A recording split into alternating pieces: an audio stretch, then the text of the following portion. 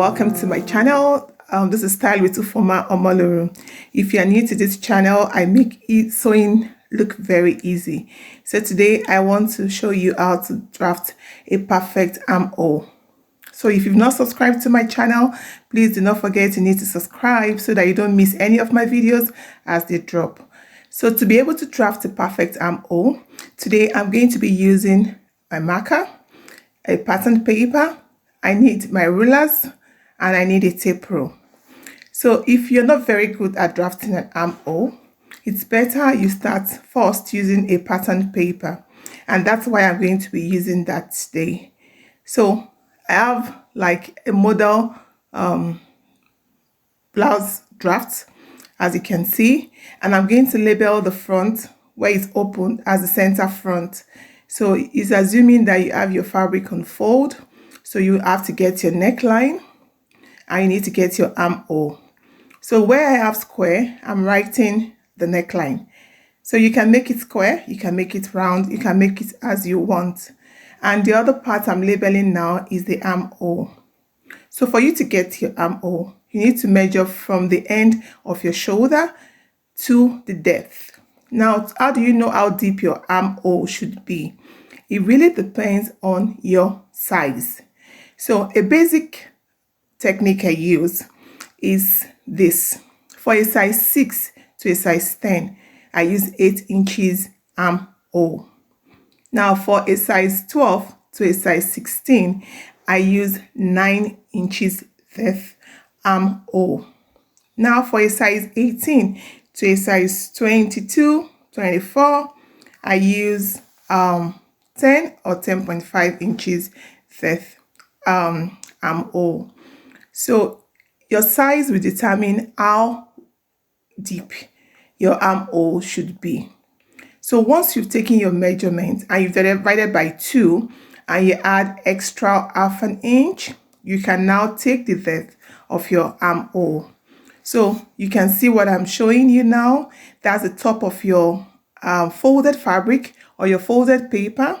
Okay, and once you've gotten that, the next thing you want to form is your shoulder slope. And to get your shoulder slope, what I did was 1 inch from the end of your shoulder downwards. So I'm going to roll the line now, not touching anything on the neckline, down to where to create the slope or the shoulder slant. Why this is necessary is to avoid fold or your armhole from squeezing. If you just leave it straight, what happens is you may have excess fabric that will create a fold or creases around the armhole, and you don't want that. So now, having done this, I'm going to get my curved ruler and I'm going to create my shape. Notice I am not creating the shapes on the line. I need to move in a little, not from the top of the shoulder, but as it goes downwards. So the curved ruler is really good because it helps you to create your armhole easily. So if you are new to sewing, I would advise that you get a curved ruler to help you create your armhole without force. So you can notice that from the center of the armhole, around the center part, coming from the top of the shoulder, I went inwards about more than half an inch, okay, to create my armhole curve. Your armhole curve is really important, and that's why you need to pay attention to how you cut or how you draft your armhole. So you can cut your armhole, the back and the front, the same, especially when you're a smaller size. Okay, from a size 6 to size 12, 14, you can create your armhole in the same way. It doesn't have to be different. Now, if you're going to cut for a bigger size, sometimes the plus sizes have extra skin or flesh, around the armhole area or behind, then you don't need to come in the way I did now to create your armhole. In that case, you want to cut it right on the line. And also to cut the back of the armhole for a bigger size, you can notice what I'm doing. I moved out of the line to create my curve. So if you are plus size, this is how the back of your armhole should look. From the shoulder, as you go downwards, you need to move away from the front curve about 1 inch. What this does is that it now makes allowance for the extra flesh or skin you have at the back of your arm. So pay attention, plus sizes, this is how you need to cut your armhole. When I talk about plus size, I mean from size 18, okay, to maybe size 24. So the front and the back armhole should be different. And for a size 18, like I said earlier, your armhole depth has to be deeper. It should be deeper than for a smaller size. So later you can read the description box to see how wide, how deep your armhole should be depending on your size. It's important to get your armhole correctly if your dress or your top needs to sit properly. So you can also use your curved ruler to get your neckline. It's really easy with this. You don't need to fuss about getting your angles properly done like you see I've done. So if you want to get your neckline, use your curved ruler. If you want to get your armhole, also use your curved ruler. But if you do not have one, you can still create your armhole using your hand to just, draw the curve.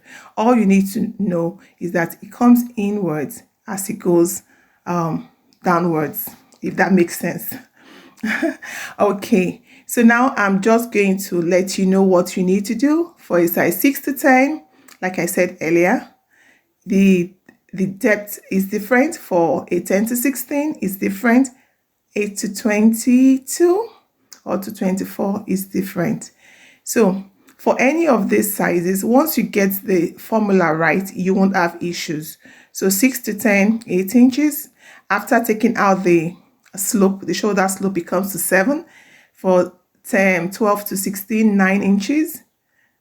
18 to 22, 10 inches. Then 24 to 26, you can do 10.5 or 11 inches.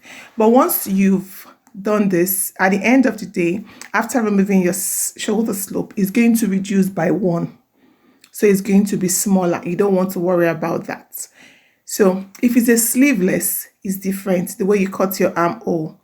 If it's a jacket, it's also different. You can see if it's a jacket, you need to go downwards a little more to create your curve. If it's a jacket, because it needs to sit well. Now, if it's a sleeveless as well, you need to pay attention to how you curve your armhole. Normally for a sleeveless, your shoulder should be at least 1 inch smaller than you would cut when you want to add sleeves. Okay, so what I'm going to do now is to show you what I would do if I'm to make a sleeveless top. So I use 16 inches for this shoulder pattern. Now I'm going to be doing 15 if I want to make it a sleeveless top or a sleeveless dress. So drafting your armhole for a sleeveless bodice is different, and that's why I reduced that with 1 inch at the top. So when you reduce that, it takes your curve inwards a little more than when you're going to be adding sleeves. So you need to note that, you need to pay attention to that little detail. I have so many lines already and I hope it's not confusing you, but I'm just trying to show you the different ways you need to make your shoulder curve to make it perfect. So thank you for watching and I hope to see you.